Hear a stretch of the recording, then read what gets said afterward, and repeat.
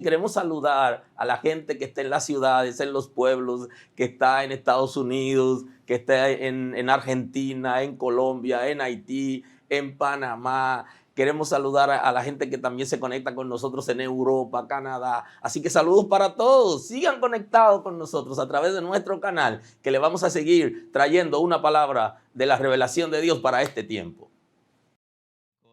Gracias por estar con nosotros, por guiarnos, por perdonarnos, por restaurarnos, por darnos paz. Gracias por tu sacrificio en la cruz del Calvario por nosotros. A ti damos la gloria, Señor. Eres poderoso y nos ha dado una nueva oportunidad de vida. Gracias por haberte sacrificado. Nosotros ocasionalmente tuviéramos que hacer algún sacrificio y se nos hace difícil. Pero sabemos que tu sacrificio fue grande, extraordinario, sin comparación, y que nunca podemos llegar a esa dimensión. Gracias porque no fuiste cobarde, sino que resististe, Señor, y estuviste ahí por mis pecados. Quiero agradecerte públicamente por haberme comprado a precio de sangre, por darle sentido a mi vida, por cambiar la atmósfera de mi ser y por darme tu paz. ¿Cómo podemos pagarte? No hay manera de pagarte ese sacrificio, porque lo más alto lo has hecho por nosotros. Señor, toda tu sangre ha sido derramada en la cruz del Calvario para salvarnos, para darnos una oportunidad de vida. Estamos agradecidos, Señor. Eres hacedor de maravillas, eres hacedor de proezas. En esta mañana lo que nos toca es rendir nuestras voluntades para que tú te perfecciones en nosotros y nos guíe para nosotros obedecer. Queremos hacer tu voluntad. Éramos esclavos del pecado, estábamos al servicio del infierno, seguíamos la corriente del mundo, pero en tu misericordia todo se ha interrumpido. Señor, por la salvación que nos ha regalado, ya no vivimos ni viviremos más en esas condiciones, sino que hemos sido rescatados. Gracias por pagar tan alto precio por nosotros. Señor, gracias esta mañana. Oh Señor, gracias, gracias. Gracias, Señor, por levantarte de los muertos, por haber resucitado de entre los muertos. Señor, gracias porque está pendiente de nosotros, por darnos tu Espíritu Santo, por darnos las arras del Espíritu, por tener cuidado de nosotros, Señor, porque tú permaneces fiel, aunque nosotros seamos infieles. Tú eres poderoso. A ti damos la gloria, Señor. Pon palabra de agradecimiento en nosotros. Entregamos toda palabra de desesperación, de blasfemia delante de ti. Queremos vivir para ti, depender de ti, porque sin ti nada podemos hacer. A tu nombre damos la gloria y el honor. Gracias porque ha quitado una carga fuerte sobre nosotros y porque ha roto maldición. Gracias, Señor. Oh, por tu gracia hemos sido salvados. Por tu gracia somos salvos, Señor. Gracias a ti por tu sacrificio, por tu cuidado, porque nunca nos ha desamparado, Señor. Muchas gracias, porque aun cuando estábamos en tinieblas, tú has alumbrado nuestras vidas para que podamos alcanzar misericordia. Gracias, Señor.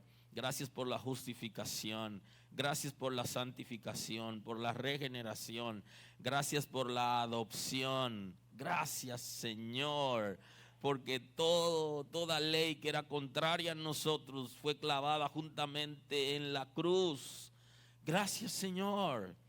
Honor a tu nombre damos el día de hoy. Gracias porque estás salvando esta humanidad que está en confusión. Levanta una iglesia fuerte, llena del Espíritu Santo, capaz de dar una palabra de transformación, de misericordia, de vida a esta sociedad que anda sin ti, sin esperanza. Señor, guíanos como iglesia para vivir en ti, para ti, poder rescatar a aquellos que están sin ti, sin esperanza en este mundo. Gracias por tu misericordia. Señor, te honramos esta mañana, te damos la gloria. Gracias, gracias, gracias, Señor. Gracias, Señor, porque está supliendo necesidades, porque está liberando, porque está fortaleciendo, porque está creando nuevas expectativas, porque la cadena se rompe, el yugo se pudrirá a causa de la unción. Tú lo has establecido en tu palabra. Eres poderoso para cambiar nuestras circunstancias, para abrir nuestros ojos espirituales, para liberar el intelecto, para liberar el espíritu, para transformar, sanar el corazón y las emociones y transformar nuestras mentalidades. Gracias, Señor. Honor y gloria a ti. Gracias. Vivimos para ti, para adorarte por toda cosa extraordinaria que has hecho con nosotros desde la creación. Gracias por salvarnos, por rescatarnos del mundo del pecado, Señor, y librarnos del infierno. Gracias. Honor a ti, Señor. Honor a ti. Gloria a tu nombre. Poder y eternidad. Honor a ti, Señor. Gracias. Gracias, Señor. Gracias, Señor. Gracias, Señor. Gracias, Señor. Gracias, Señor. Gracias, Señor. Gracias. Nos ha dado vida juntamente contigo. Gracias. Honor a ti, Señor. Gracias esta mañana. Bendito sea Dios. Estoy agradecido del Señor por su misericordia. Él ha sido bueno con nosotros. No nos ha dejado postrados, sino que nos ha rescatado. Aleluya. Bendito sea Dios. Quiero compartir el texto bíblico de hoy para que entremos en la segunda parte de la predicación acerca de la soberbia que estuvimos compartiendo la semana anterior. Así que quiero compartir el texto de hoy en el libro del profeta Daniel.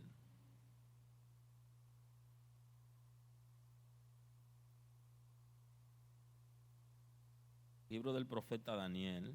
Vamos a tener el texto de hoy.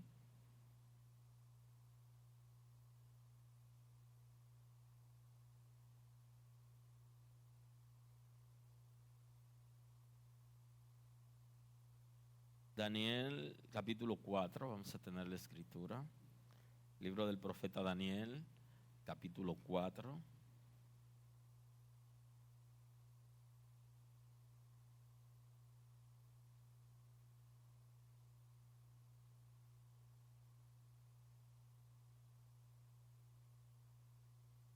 Daniel capítulo 4, versículo 29, leemos la escritura en el nombre de Jesús. Al cabo de 12 meses, paseando en el palacio real de Babilonia, habló el rey y dijo: ¿no es esta la gran Babilonia que yo edifiqué para casa real con la fuerza de mi poder? Subraye eso ahí. Para la gloria de mi majestad. Aún estaba la palabra en la boca del rey cuando vino una voz del cielo: a ti se te dice, rey Nabucodonosor, el reino ha sido quitado de ti, y de entre los hombres te arrojarán, y con las bestias del campo será tu habitación, y como a los bueyes te apacentarán, y 7 tiempos pasarán sobre ti, hasta que reconozca que el Altísimo tiene el dominio en el reino de los hombres y lo da a quien Él quiere. Muy amable. Gracias. Aleluya. Así que hoy converso con ustedes acerca de soberbia parte 2, la segunda parte de la predicación que tuvimos la semana anterior acerca de la soberbia. Y ya saben que compartí con ustedes un ejercicio, porque esta predicación tiene que ver con el ego, pertenece a la serie de la distracción y la predicación es sobre el ego. Y conversaba de que el ego trae soberbia. Para esto, el ser humano se independiza de Dios cuando se cree autosuficiente. Cuando yo como ser humano, cuando tú como ser humano te crees autosuficiente. Cuando crees que puedes hacer las cosas por ti mismo. Esto es generado por la independencia de Dios que viene a traer la soberbia en el ser humano. Y ustedes saben que antes de la soberbia, o sea, antes de la caída viene la soberbia. Antes de que una persona caiga en desgracia, antes que caiga en pecado, viene la soberbia, viene la independencia de Dios. Cuando nosotros nos creemos autosuficientes, cuando no dependemos de Dios y le decimos al Señor, yo puedo vivir sin ti, yo lo puedo hacer a mi manera, in my way, como diría alguien. Usted lo puede hacer a su manera. Entonces, si usted puede hacerlo a su manera, usted no necesita a Dios. Usted está en capacidad de resolver sus propias cosas, y ese concepto es independencia de Dios, y entonces lo va a llevar a usted a la soberbia, y va a generar la soberbia, la caída delante de Dios. Solo podemos permanecer en el Señor si somos capaces de entender que dependemos de Él y que sin Él nada podemos hacer. Cuando yo creo que puedo, sin Dios estoy en problemas. Lo necesito. Y esa es la filosofía que se está vendiendo en la religión contemporánea, el mundo moderno. Que el ser humano es capaz por sí mismo de hacer todo lo que quiere hacer. Y entonces viene por eso la caída, por su soberbia.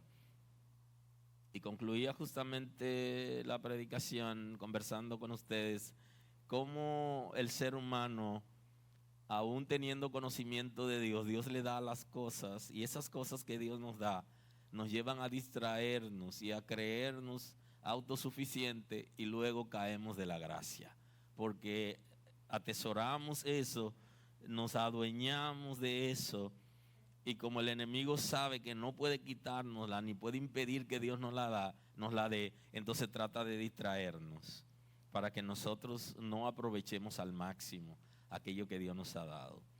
Y vale definir con ustedes el concepto de soberbia para adentrarnos en el texto de hoy. Soberbia es sentimiento de superioridad que provoca un trato distante o de rechazo a otras personas. Eso tiende la soberbia, a sentirse superior, y tiende a rechazar a las otras personas, no le da la oportunidad ni lo trata con dignidad. Hay una expresión que quiero compartir en la primera carta del apóstol Pablo a la iglesia de Corinto. Ahí quiero compartir un texto en esta mañana, y el texto dice lo siguiente, en el 8:1 de la primera carta: en cuanto a los sacrificados a los ídolos, sabemos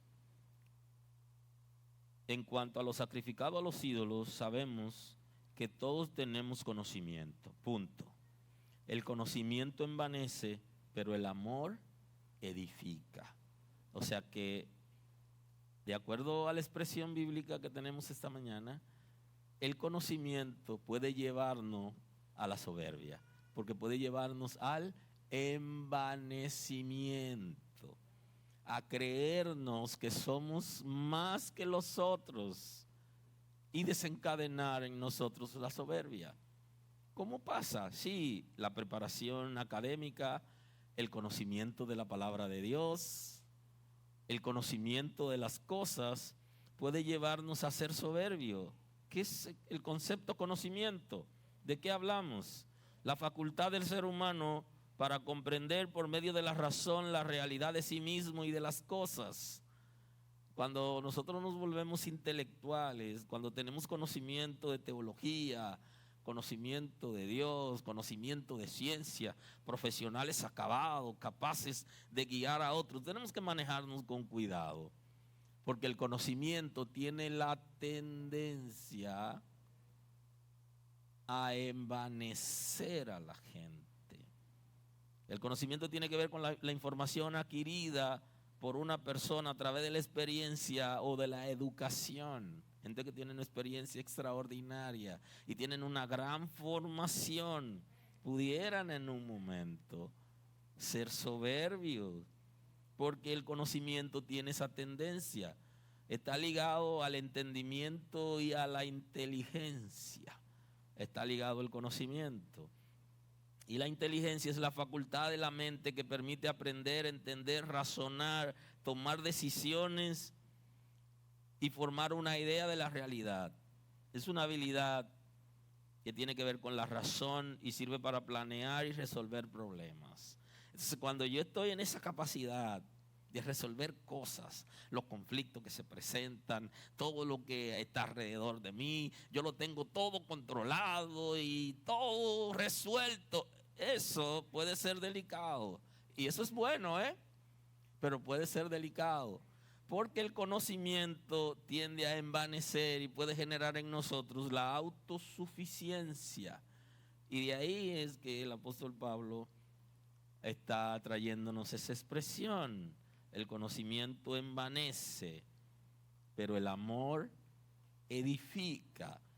La manera de nosotros librarnos de la soberbia cuando tenemos conocimiento, cuando tenemos autoridad, desenvolvimiento, es que se produzca en nosotros un equilibrio. Y quiero compartir el texto en Romanos 5:3 para llegar en el contexto, para llegar al texto que quiero, porque si analizo el texto en el contexto, me quedaría varias semanas compartiendo la soberbia y quiero llegar y dejar esa serie de soberbia para el futuro y completar con ustedes hoy la segunda parte de esta enseñanza. Entonces en Romanos 5:3 dice la Escritura, y no solo esto, sino que también nos gloriamos en las tribulaciones, sabiendo que la tribulación produce paciencia, y la paciencia prueba, y la prueba esperanza.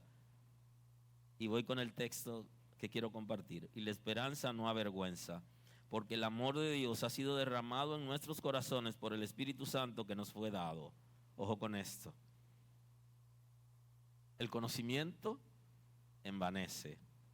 El amor edifica. Entonces nosotros, para no caer en la soberbia, necesitamos hacer un equilibrio. Es como una balanza de dos platillos, donde en una le ponemos conocimiento, conocimiento, conocimiento, y en la otra le ponemos amor, amor, amor, amor. Y que la estemos observando para que no suba una más que la otra. Aleluya. Porque si el conocimiento sube, sube, sube, sube, sube, y el amor va bajando, hay problema. Usted puede tener amor, amor, amor sin conocimiento, y en la vida, en la tierra, va a necesitar el conocimiento. Porque entonces es posible que usted llegue a amar demasiado o ame con ceguera. Y las mujeres dicen, el amor no quita conocimiento. O sea, dicen, sí, yo lo amo, pero... Entonces, necesitamos las dos cosas. El texto lo que nos está llevando es a que nosotros tengamos una vida equilibrada en Dios y que seamos capaces de controlar las áreas de nuestras vidas para no llegar a hacernos independientes de Dios y caer en soberbia. El conocimiento es bueno, pero tiene la tendencia de envanecer. El amor, dice, edifica, construye, fortalece. Y entonces para recibir ese amor necesitamos el Espíritu de Dios, que es lo que dice el texto aquí. O sea, yo necesito tener ese conocimiento y ser lleno del Espíritu de Dios. Lo más interesante en la Escritura con el Espíritu de Dios en la gracia, en el nuevo pacto, es que lo necesita toda persona, aún para aquellas cosas que se ven como sencillas o simples. Y usted se pregunta, porque para repartir cosas, ¿qué se necesita el Espíritu Santo? La Escritura habla de que para servir alimentos o servirle la mesa a la gente hay que estar lleno del Espíritu Santo. Oiga, que para la iglesia elegir una persona para que prepare alimentos para los santos o para los inconversos, si la iglesia lo va a dar, tiene que estar llena del Espíritu Santo. Oiga eso. Que para elegir una gente que tome los platos de la cocina y lo lleve a la mesa, ay Dios santo. Oiga, tiene que estar llena del Espíritu Santo. Fíjense cómo que funciona. Porque si no hay problema. en el trato con la gente, va a haber problemas. Y entonces se requiere que para una persona poder servir la mesa esté lleno del Espíritu Santo.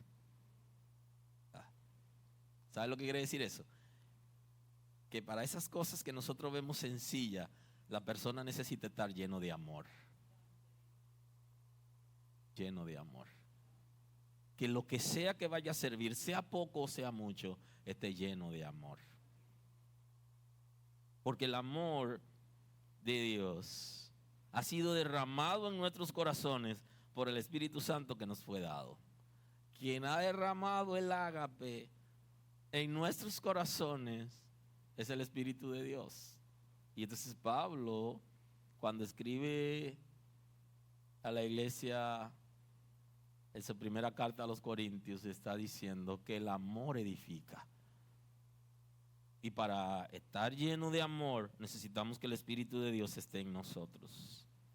Y esto va a evitar que nosotros caigamos en soberbia. Y que dejemos de tenernos miedo a nosotros, aunque deberíamos tener una alerta, porque justamente la predicación pertenece a la enseñanza sobre el ego, en la que nosotros mismos pudiéramos, por nuestra propia naturaleza, desenfrenarnos a partir de nuestro propio ser interior. Bendito es el nombre del Señor. Si somos capaces de permanecer con un equilibrio, las cosas cambiarán. Y esto es lo que está describiendo el texto sagrado cuando trae la narración del gran rey Nabucodonosor, ¿no?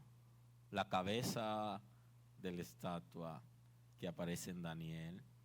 Pero hoy usted entra en cualquier programa de eso que están ahí en internet, que le permiten hurgar y recibir informaciones, y se va a dar cuenta de lo que pasó con Nabucodonosor, que fue un tipo con tanto conocimiento que diseñó una de las maravillas del mundo, los jardines colgantes de Babilonia. Mire, hoy se habla de esa maravilla, pero esa maravilla del mundo antiguo, porque hay hasta maravillas ahora del mundo moderno, pero esa maravilla del mundo antiguo, lo que le generó a Nabucodonosor, porque fue algo tan fuera de serie que él se glorió de eso. Habiendo tenido experiencia, habiendo sido un tipo inquieto por conocer revelaciones importantes acerca del futuro, de buscar el rostro de Dios, de ver un horno ardiendo en llamas y ver cómo se paseaba alguien junto con los jóvenes que echaron allí, y él decir, pero ese parece como uno hijo de los dioses, porque lo veía resplandeciente, pero lo veía joven, y se parece como hijo de los dioses. Y eso es una revelación. Eso es una revelación, porque allí estaba el ángel de Jehová, y él, que había tenido esa gran experiencia, tuvo un sueño entre tantos que tuvo Nabucodonosor.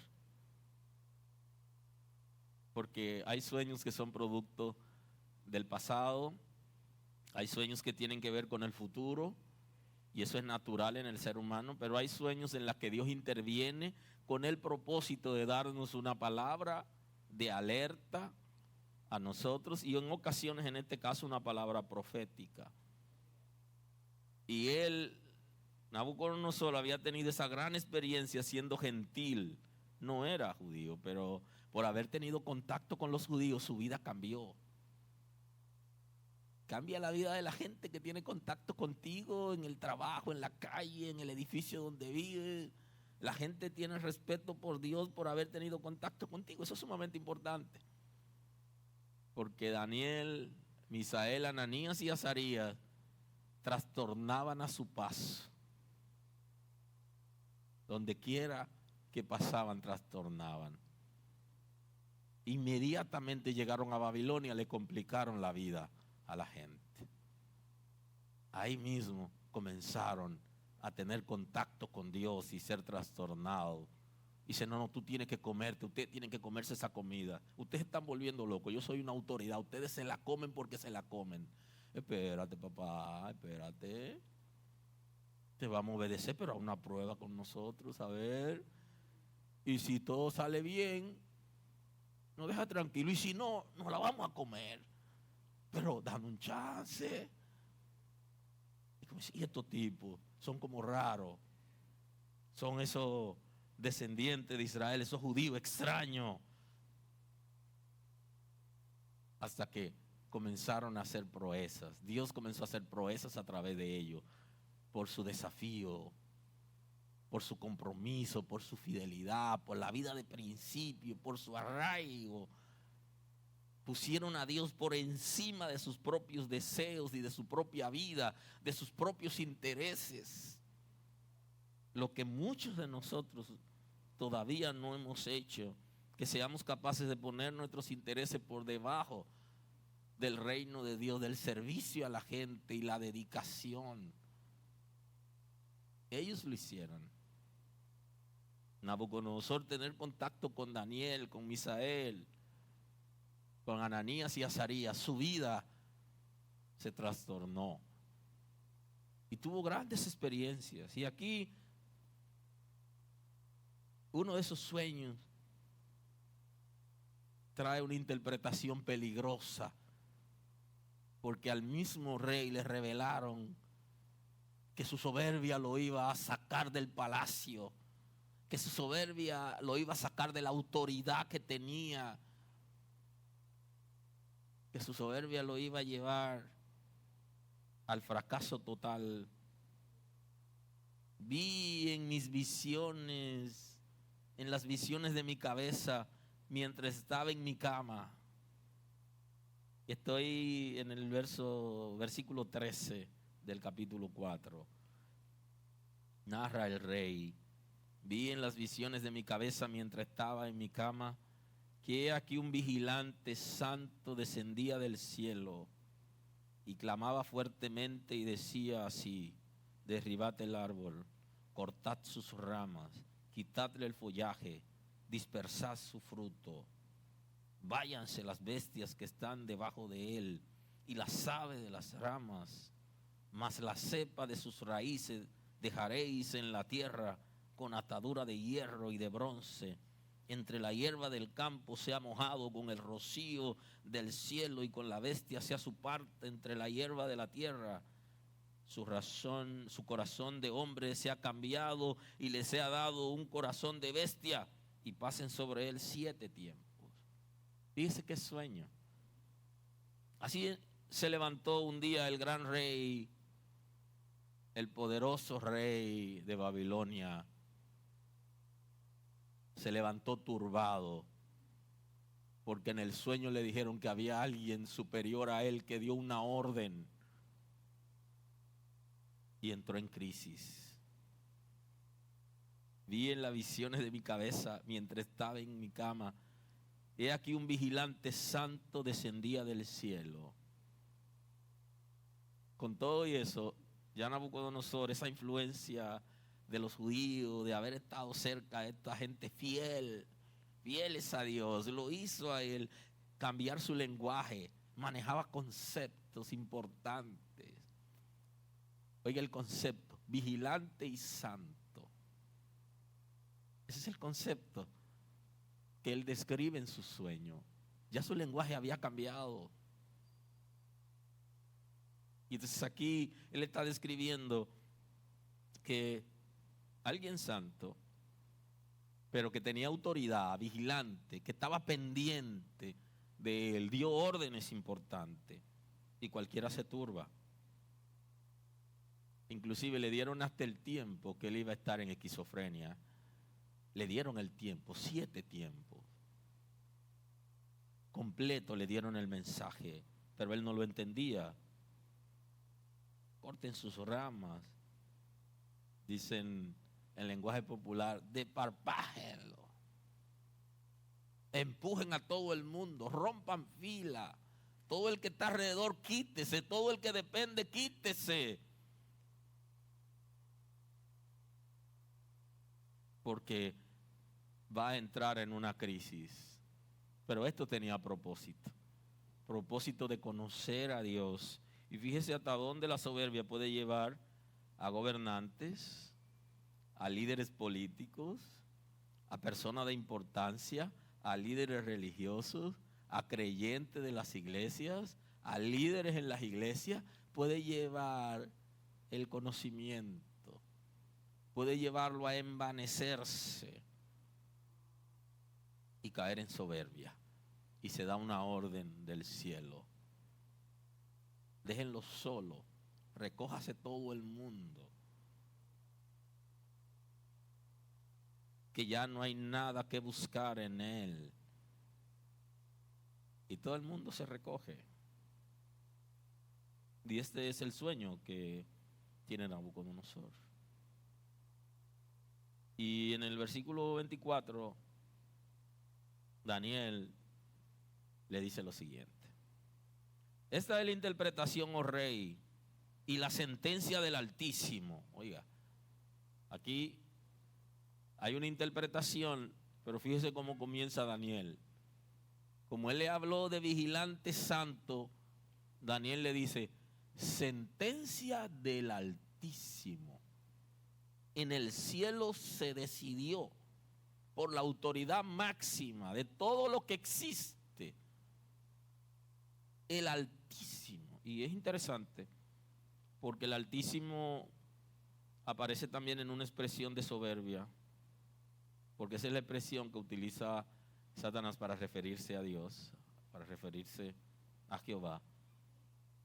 El Altísimo, la sentencia del Altísimo, que ha venido sobre mi Señor el Rey, que te echarán de entre los hombres, y con la bestia del campo será tu morada, y con la hierba del campo te apacentarán como los bueyes, y el rocío del cielo será, y con el rocío del cielo será bañado.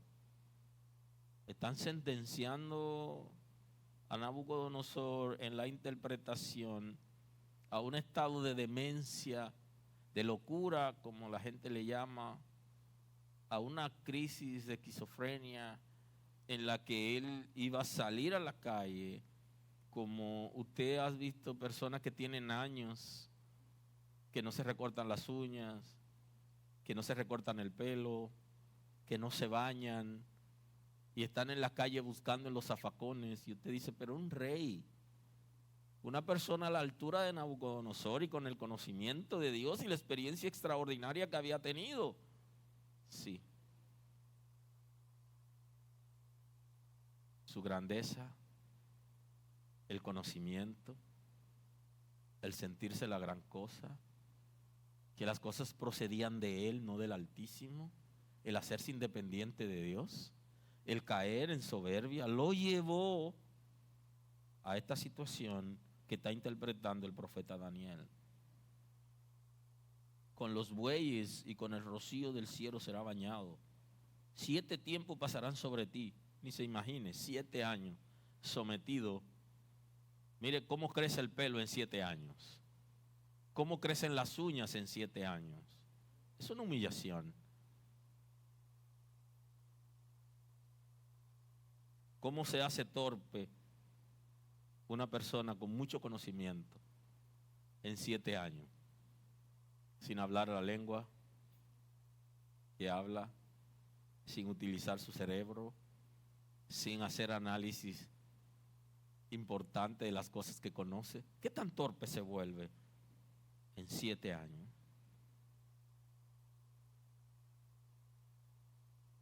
Y 7 tiempos pasarán sobre ti. Escuche esto: hasta que conozca que el Altísimo tiene dominio en el reino de los hombres. Yo prefiero esa primero.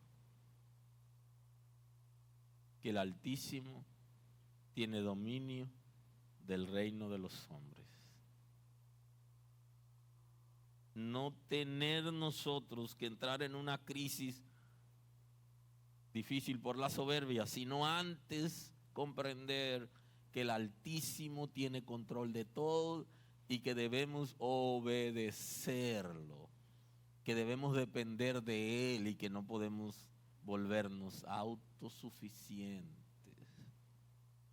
Es mucho más interesante esa parte, que Nabucodonosor pudo haber vivido sin tener que entrar en la crisis, pero hay personas que por su naturaleza tienen que ser sometidos a procesos de humillación para poder levantar la cabeza. Y esto es lo que está planteando el salmista. No seáis como el caballo o como el mulo sin entendimiento, que no se sujetan sino con cabestro o con freno. Le dice, no sean como los animales, que no entienden la palabra, que no entienden el mensaje, que no pueden obedecer, porque entonces lo van a someter a la obediencia. Le van a majar la lengua con el freno y le van a controlar con el cabestro. Porque el Señor es celoso de aquellos que Él decidió ser celoso. Porque hay alguno que lo deja, lo suelta. Pero su amor es tan grande que no nos suelta. Y que lo da a quien Él quiere. Y en cuanto a la orden de dejar en la tierra la cepa de las raíces del mismo árbol, significa que tu reino te quedará firme. Oiga eso. Que aunque entres en esa crisis y dures 7 años fuera, volverás. Porque cuando seas restaurado te van a abrir la puerta del palacio de nuevo. Aleluya. Porque cuando conozca a Dios, te abrirá la puerta del palacio. Cuando te vuelvas obediente y respete a Dios, te volverán a abrir las puertas del palacio. Que cuando le dé una oportunidad a Dios en tu corazón, las cosas cambiarán. Eso es lo que le está diciendo. Significa que el reino te quedará firme. Y luego que reconozca que el cielo gobierna. Por tanto, oh rey, acepta mi consejo. Tus pecados redime con justicia y tus iniquidades haciendo misericordia para con los oprimidos. Pues tal vez será eso una prolongación de tu tranquilidad. Y le dice, le tira una cacarita ahí. ¿Y quién eran esos? ¿Usted conoce el texto, verdad? ¿Quién eran esos? Con los oprimidos, haciendo misericordia con los oprimidos y haciendo justicia. ¿Y quiénes eran los judíos? Los mismos, la misma gente de Daniel, que estaban sometidos a ese proceso. ¿Y qué le está diciendo Daniel? Mira, tú puedes cambiar tu actitud, esa vida de pecado que tú tienes, tú puedes cambiarla. Tú puedes comenzar a hacer justicia, tú puedes agradar a Dios, tú puedes comenzar a tratar bien, a hacer misericordia con la gente que está oprimido. Daniel le tira su cacarita a ver si el hombre se arrepiente. Esta fue una manera de decirle arrepentidos y convertidos para que sean borrados tus pecados. Esa fue la manera de decirle, vuélvete a Dios, papá. Y entonces le tira su cacarita y tú deberías tratar mejor a la gente que está oprimida para ver si Dios tiene misericordia de ti. Pero eso fue un consejo. Ya la sentencia estaba dada, la orden se dio y Nabucodonosor tenía que someterse a Dios para evitar esta situación. Y entonces dice el texto bíblico, a cabo de 12 meses, paseando en el palacio real de Babilonia, habló el rey y dijo, eso es como hablando consigo mismo, y esta es una actitud normal del ser humano, poder interactuar consigo mismo. Y él se preguntó, abro signo de interrogación, ¿no es esta la gran Babilonia que yo edifiqué para casa real con la fuerza de mi poder y para la gloria de mi majestad? No es esta la gran ciudad que yo edifiqué. No son estos los jardines colgantes de Babilonia, esta gran belleza que he hecho para mi propia gloria. Ojo con eso, porque la soberbia nos lleva a lo que se conoce en la escritura como la vanagloria. porque nos lleva a una gloria que no es permanente. Ojo con esto, el texto dice que Dios no comparte su gloria con nadie. Y el rey estaba tomando la gloria. Se sintió el gran rey con mucho conocimiento, con mucho poder, con inteligencia, porque para diseñar los jardines colgantes de Babilonia y que se convierta en el mundo como una de las maravillas del mundo, se requirió un gran arquitecto. Las cosas no se hacen así por así. Pero ese arquitecto necesitó a alguien que le dijera qué quería y que sea diseñado, y luego conseguir todos esos esclavos, entre ellos los mismos judíos que estaban allí en Babilonia, trabajando arduamente. ¿Y cuánta gente murió allí para que se hiciera esa maravilla? Y entonces él, cuando ve el producto terminado, se engrandece. ¡Wow! Y entonces observe que fue para su propia gloria, para su majestad, para la gloria del rey. Aún estaba la palabra en la boca del rey cuando vino una voz del cielo: a ti se te dice, rey Nabucodonosor, el reino ha sido quitado de ti y de entre los hombres te arrojarán. Observe que después de la interpretación del sueño hasta la vivencia, 12 meses, duró 12 meses mansito, tranquilo. Escuchó el mensaje que Daniel le dio, pero a los 12 meses eso se olvidó y volvió a vivir su realidad. Y entonces ahí se pregunta a sí mismo para darse gloria, y entonces ahí escucha el mensaje que Daniel le había dado, que él, la interpretación al sueño, porque ya él había recibido ese mensaje en el sueño, ahora él también lo escucha. Y aquí lo llaman por su nombre: Rey Nabucodonosor, el reino ha sido quitado de ti y de entre los hombres te arrojarán, y con las bestias del campo será tu habitación. Como a los bueyes te apacentarán, y 7 tiempos pasarán sobre ti, hasta que reconozcas que el Altísimo tiene el dominio en el reino de los hombres y lo da a quien Él quiere. Justamente el mensaje que él había recibido en el sueño, aquí lo escucha de nuevo. Cuando Dios nos da una palabra acerca de lo que nos espera, producto de la conducta que llevamos, debemos hacer una parada, pero una parada permanente, y volvernos a Dios, arrepentirnos, separarnos de esa conducta inapropiada, porque el Señor nos está advirtiendo. Y no solo hacerlo por un tiempo, sino definitivo, de manera permanente. El Espíritu de Dios nos dará las herramientas para que se produzca ese rompimiento agresivo que se requiere para nosotros separarnos, no parcial, sino totalmente, de esa condición que nos lleva a la independencia de Dios y a la autosuficiencia, convirtiéndonos en soberbios, para que nuestra vida sea diferente. Él nos ha dado una oportunidad. Dios es un Dios de oportunidades. Y también a Nabucodonosor le dio su oportunidad. Así que comparto el texto aquí en 4:33. En la misma hora se cumplió la palabra sobre Nabucodonosor y fue echado de entre los hombres, y comía hierba como los bueyes, y su cuerpo se mojaba con el rocío del cielo, hasta que su pelo creció como plumas de águila y sus uñas como la de aves. Mas el fin del tiempo, yo Nabucodonosor alcé mis ojos al cielo, y mi razón me fue devuelta, y bendije al Altísimo, y alabé y glorifiqué al que vive para siempre, cuyo dominio es sempiterno y su reino por todas las edades. Y dice, cuyo dominio es desde siempre hasta siempre. Por eso él habla de sempiterno.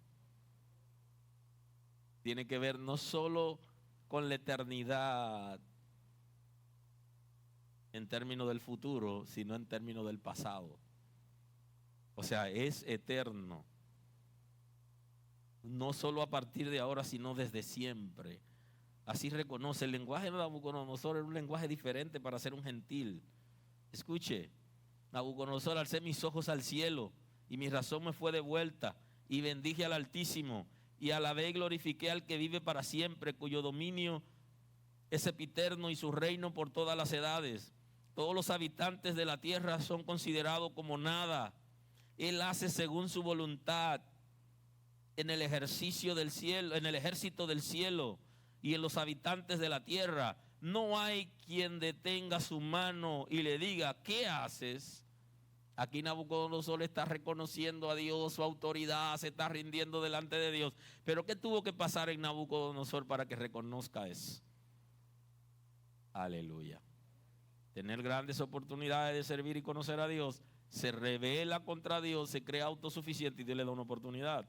Y esta oportunidad no se le dio a los ángeles caídos y se lo da al hombre, se lo da a la mujer, se lo da al ser humano que se arrepiente, que vuelve donde Dios, se vuelve a Dios reconociendo quién es Él y lo que puede hacer.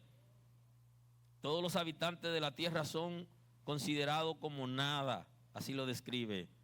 Y Él hace según su voluntad en el ejército del cielo y en los habitantes de la tierra. Le está dando la autoridad que tiene arriba y abajo. No hay quien detenga su mano y le diga, ¿qué haces? En el mismo tiempo, mi razón me fue devuelta y la majestad de mi reino, ojo con esto, mi dignidad, mi grandeza volvieron a mí y mis gobernadores y mis consejeros me buscaron y fue restablecido en mi reino y mayor grandeza me fue dada. Ahora yo, Nabucodonosor, alabo y engrandezco y glorifico al Rey del cielo, porque todas sus obras son verdaderas y sus caminos justos. Él puede humillar a los que andan con soberbia, dice él. Aquí el mismo rey está reconociendo que Dios tiene poder para humillar a los que andan en soberbia. El rey está reconociendo que él fue un soberbio, que él se independizó de Dios, que se creyó autosuficiente, que lo que Dios le había dado se le fue a la cabeza y se sintió más grande que Dios. Y aquí vino su fracaso. Ahora, ¿sabe qué dice Job sobre esto?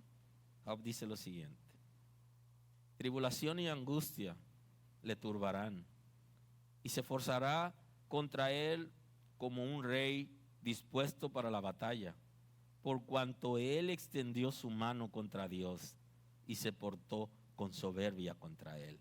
Ojo con esto: por cuanto él extendió su mano contra Dios y se portó con soberbia contra el Todopoderoso. Así responde Job al rey Nabucodonosor. ¿Por qué le pasó eso? El libro de Job dice: por cuanto él extendió su mano contra Dios, se levantó contra Dios, se opuso a Dios, fue rebelde, se independizó de Dios y se portó con soberbia contra el Todopoderoso. Entonces, ¿qué va a pasar con nosotros, que el Señor nos ha dado conocimiento, nos ha bendecido inclusive con cosas materiales, humanas, con familia, nos ha dado vida, nos ha dado dignidad? ¿Qué pasará si fuésemos soberbios, si nos independizamos de Dios, si dejamos de arrepentirnos, de reconocer la grandeza de Dios, el poder de Dios, de humillarnos delante de Él? ¿Qué va a pasar? Lo que ocurre es que cuando nos independizamos de Dios, damos permiso al infierno para que tome control de nuestras vidas. Y el infierno solo sabe hacer tres cosas: roba, mata y destruye. Y con que el Señor nos suelte será suficiente para que pasen cosas como lo que le pasó a Nabucodonosor. Ahora, ¿Dios va a soltar a la gente que vive en obediencia? No. Es aquellos que no lo necesitan, el concepto autosuficiente, el que no necesita a Dios en lo que está haciendo, el que es capaz por su propia fuerza de vivir en su dinámica. Antes del quebrantamiento es la soberbia, antes de la caída la altivez de espíritu. Mejor es humillar el espíritu con los humildes que repartir despojos con los soberbios. El entendido en la palabra hallará el bien, y el que confía en Jehová es bienaventurado. Lo encuentran en Proverbios 16, 18. Antes del quebrantamiento es la soberbia. Antes de que alguien sea quebrantado, eso lo vimos en Nabucodonosor, antes de ser quebrantado, de ser humillado, vino la soberbia. No es lo mismo que seamos humillados a que nosotros nos humillemos. Cuando a alguien lo humillan es porque lo hacen pasar una vergüenza en público o porque lo ponen a vivir un momento difícil. Y el concepto de humillarnos nosotros, la autohumillación, es una responsabilidad personal que nosotros tenemos frente a Dios cuando hemos pecado y vamos donde el Señor. Yo he hecho lo malo delante de tus ojos, he actuado de manera incorrecta y yo quiero que tú me perdones y me dé la oportunidad de yo vivir para ti. Dame la fuerza para yo apartarme de esa condición. Eso es humillación, pero es cuando uno se humilla, no es lo mismo que pasó con Nabucodonosor, que fue humillado porque actuó en soberbia. Y antes de la caída viene la altivez de espíritu. Antes de que rebalemos y caigamos, nos sentimos como el pavo real. Y usted conoce el concepto del pavo real, donde tiene todas sus plumas en belleza y está deleitando a un público que lo está alabando, lo está reconociendo y lo está aplaudiendo, pero de pronto ve sus patas y se da cuenta que ese plumaje se lo regalaron para que tape su pata. Y entonces él, cuando baja la cabeza y sube, se da cuenta y entonces baja su pluma, porque esa belleza se la dieron para que tape su debilidad. Pero que no se sienta o que no se crea que es la gran cosa, porque el texto está diciendo que el tesoro se ha puesto en vasijas de barro para que la gloria y la excelencia sea de Dios.